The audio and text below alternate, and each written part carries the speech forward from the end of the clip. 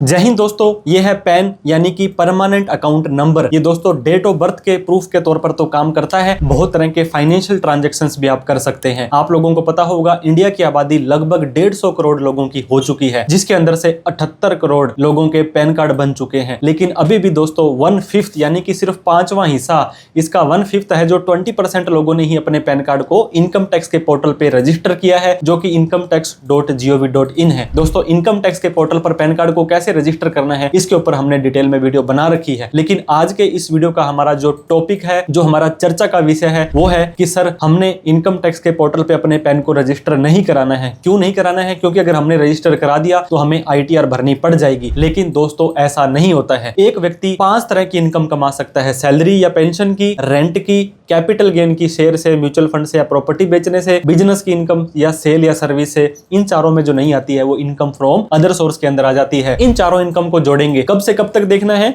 Financial year, जैसे कि 1 अप्रैल से लेकर के 31 मार्च तक। इन पांचों इनकम को मिलाकर के अगर आपकी इनकम 4 लाख से ज्यादा चली जाती है तभी आपको ITR भरनी जरूरी है। इसके अलावा कोई भी स्पेशल रेट की इनकम आती है, लॉटरी, गेमिंग, क्रिप्टो, तब आपको ITR भरनी जरूरी है। या आपने कोई हाई वैल्यू ट्रांजेक्शन कर दी है, 10 लाख से ज्यादा का cash deposit, FD, credit card का बिल, क्रिप्टो करेंसी, GST की टर्नओवर वगैरह की है, तब आपको ITR भरनी जरूरी है। अदरवाइज आप अपने इनकम टैक्स के पोर्टल पर जैसे ही रजिस्टर कर लेंगे, वहां पे जाने के बाद दोस्तों आपको AIS और TIS नाम के दो फॉर्म मिलेंगे। वहां पर आपके पैन कार्ड के अगेंस्ट में जो भी ट्रांजैक्शंस आपने कर रखी है वो वहां पे शो हो जाएगी। तो आप चाहे रजिस्टर करें या ना करें, वो ट्रांजैक्शंस तो वहां पे ऑलरेडी शो कर रही है। आपके 10 सेविंग अकाउंट है या 1 सेविंग अकाउंट है, उन सभी का ब्याज वहां पे शो करेगा। तो इनकम टैक्स को तो पता लग गया कि आपके इतने अकाउंट हैं। उसके अलावा कोई रिपोर्टेबल ट्रांजैक्शंस है, कोई FD करवाई, तो सारे ट्रांजैक्शंस वहां बोल जाते हैं। तो हम आपको ये रेकमेंड करते हैं आप अपने पैन कार्ड को इनकम टैक्स के पोर्टल पे रजिस्टर कर लें। आप 2 मोबाइल नंबर और 2 मेल ID दे सकते हैं। इन फ्यूचर में कोई कम्युनिकेशन आता है तो उन पर आ जाएगा और आपको पता लग जाएगा कि मेरे पैन कार्ड में ये ट्रांजैक्शंस बोल रहे हैं। अगर आपको लगता है तो ITR भर दीजिए। ITR भरने के लिए दोस्तों आप खुद अपने बिना किसी प्रोफेशनल के भी भर सकते हैं, जिस पर हमने बहुत सारी वीडियो हमारे चैनल पर आपको मिल जाएगी कि आप अपनी ITR खुद कैसे भरें। जैसे आपकी इनकम होती है वैसा आपको ITR का फॉर्म भरना होता है। तो आप लोगों को सिर्फ